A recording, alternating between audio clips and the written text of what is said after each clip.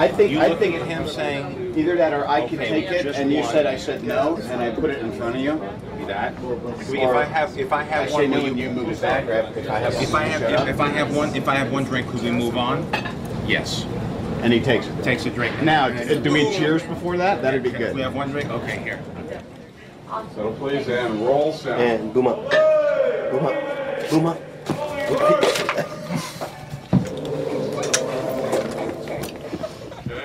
Okay. Ready and action. Honey, I hate it when we fight. Good morning, Mr. Told Stark. you I'm not mad. I'm I just said I was indifferent. sorry.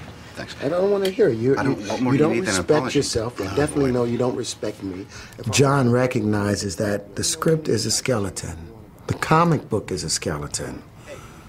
You know, what we are creating is real life, so he allows it to grow and to improv and to become something alive and three-dimensional. I want to be fresh. I know what I'm doing. I live for this. This is business travel. I don't got a throttle between my legs going, you know, what? hopping Just from do my... what you want to do. Just leave me alone. Join me. One drink. To business. I said no. To the future. To the Air Force. Will it get you to shut up? About the time that we cast Robert Downey Jr., I was thinking about the house and trying to figure out what kind of design it should be. And even though we had decided on this kind of angular, flat, metallic, hard-edged look, the idea that Robert Downey Jr. has he comes with a certain vulnerability with him, and it may sound strange, but we redesigned the notion of the house after casting him. I thought that he would be more suitable in something that architecturally mirrored who he was, a little softer inside, a little bit more susceptible, a little more vulnerable. There was a certain vulnerability about him, so I thought round is nice, and it's more elegant, and it just seemed a little bit more womb-like. The first half hour of being in the Iron Man suit is like the coolest Halloween you ever had, except you're alone in the trailer before they call you on a set or whatever, or you're getting ready and you just catch a glimpse and you go, that's right, Grandma'd be proud. And then, because it's not really, it's designed for guys to wear, but I'm not a stunt man. And most of the stunt men aren't doing, 65 scenes in the next 3 weeks. Most of them are young enough to not have a teenager at home.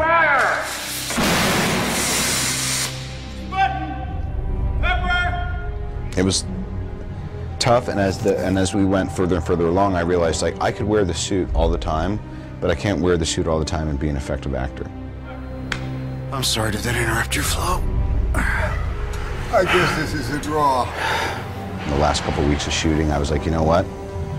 I made it this far. I need to sleep. I want to eat pasta. I don't care if I'm puffy tomorrow.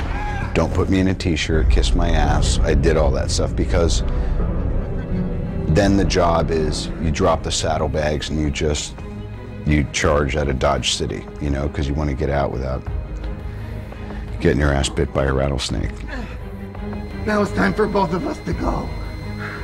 That's the law of nature, Tony! Oh!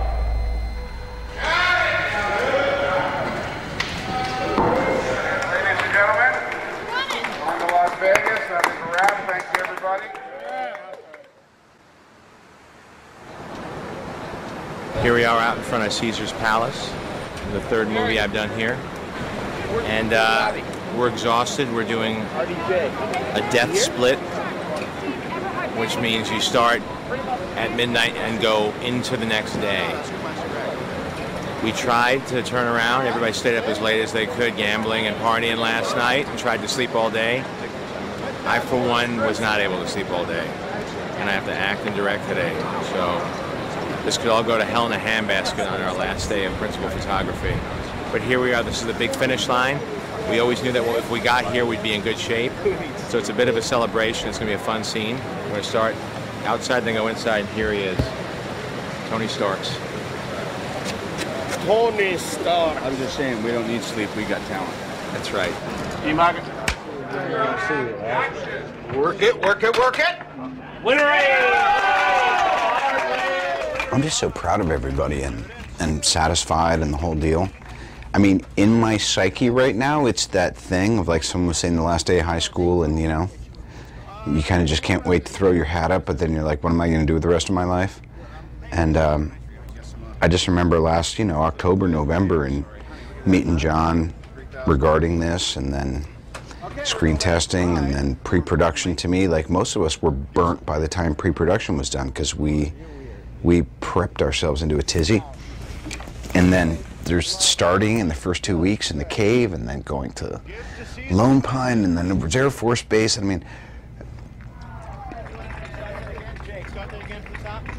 it's the problematic thing of looking at a schedule, or looking at what anyone looking at what their life is for the next 3 months. It's like, this can't be done.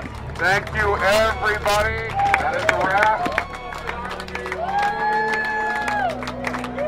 Every movie has its trials and tribulations.